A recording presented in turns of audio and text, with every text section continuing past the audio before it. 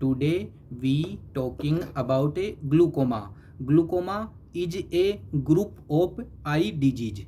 तो सबसे पहले बात करती है इसके डेफिनेशन की।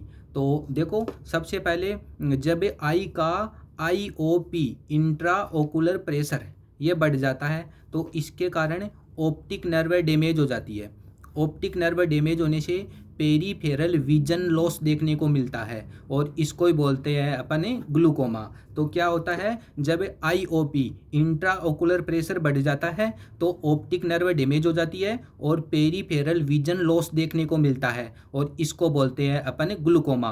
और glaucoma is a group of eye disease. अब देखो नॉर्मल IOP कितना होता है 10 से 20 mm ऑफ Hg, ये नॉर्मल वैल्यू होती है। अब अगर IOP 25 mm ऑफ Hg से ज़्यादा हो जाता है ना, उसको बोलते हैं अपन ग्लूकोमा। अब देखो IOP कैसे बढ़ सकता है, तो देखो एक्वस फ्लूइड होता है उसका सिक्रेशन ज़्यादा हो जाए या उसका आउटफ्लो कम हो जाए।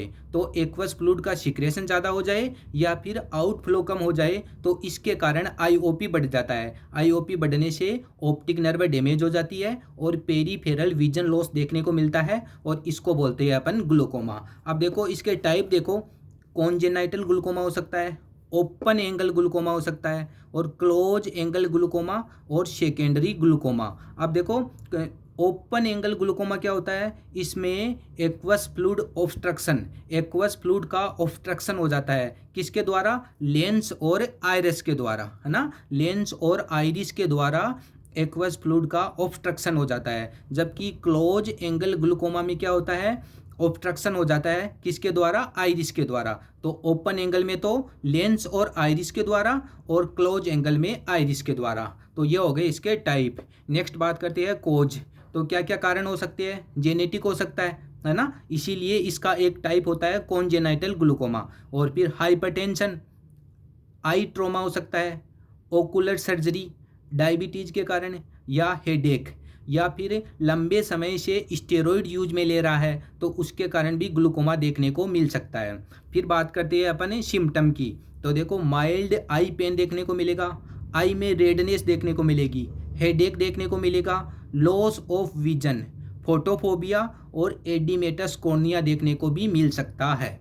ठीक है, ये हो गए इसके सिम्टम। फिर इसका डायग्नोस कैसे करेंगे अपन, तो सबसे पहले पेशेंट की अपन ओकुलर हिस्ट्री लेंगे, ठीक है, फिर करवाएंगे टोनोमीट्री, टोनोमीट्री करवाने के बाद में ऑप्थेल्मोस्कोपी और फिर विजुअल फील्ड टेस्ट, इनके द्वारा अपन ग्लूकोमा का डायग्नोस कर सकते हैं। फिर बात करते हैं इसके ट्रीटमेंट की। तो ट्रीटमेंट में अपन देखो इसमें है ना एक्वस फ्लूइड, इसका अमाउंट बढ़ रहा है आई के अंदर, इसीलिए अपन डाईयूरेटिक यूज में लेंगे, जैसे मेनिटोल हो गया, बीटा ब्लॉकर्स दे सकते हैं या फिर लेजर टर्बिकुलोप्लास्टी करवा सकते हैं, स्क्लेरोटोमी करवा सकते हैं या साइक्लो क्रायोथेरेपी भी दे सकते हैं, है ना। तो ट्रीटमेंट में क्या हो गया, डाईयूरेटिक जैसे मेनिटोल, बीटा ब्लॉकर्स, लेजर टर्बिकुलोप्लास्टी, स्क्लेरोटोमी और साइक्लो क्रायोथेरेपी। तो ये हो गया ग्लूकोमा।